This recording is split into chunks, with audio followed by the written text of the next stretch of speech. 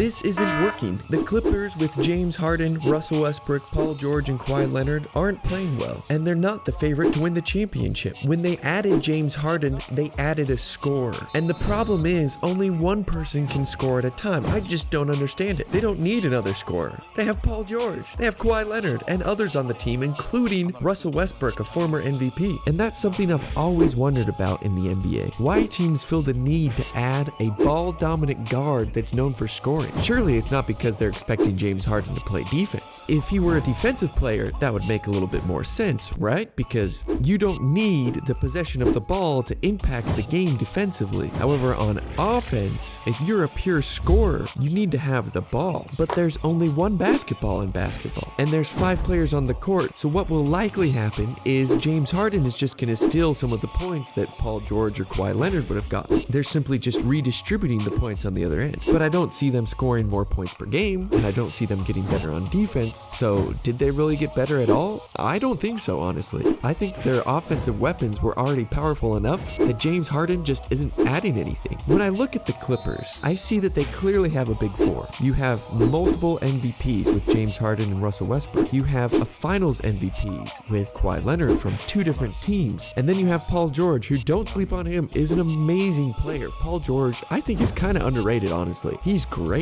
But when you put all 4 of those together and it's not going to work, it's kind of a head scratcher. But when you think about it, it makes sense because some of these players have overlapping skills, so you're not really seeing a benefit from having them on the same team, which is why it's so confusing why the Clippers would trade for James Harden. At the end of the day, maybe it does make sense after all, because James Harden likely will help the team sell a little bit more tickets, and sometimes we have to remember as NBA fans, some owners care less about winning and care more about putting butts in seats so they can make money. And maybe that's what this move is all about. I kind of thought the Clippers owner was wanting to win, but I'm not so sure based on the team that they've created. James Harden just might be one of those overrated players at this point. But do you know who might be underrated? Zach LaVine.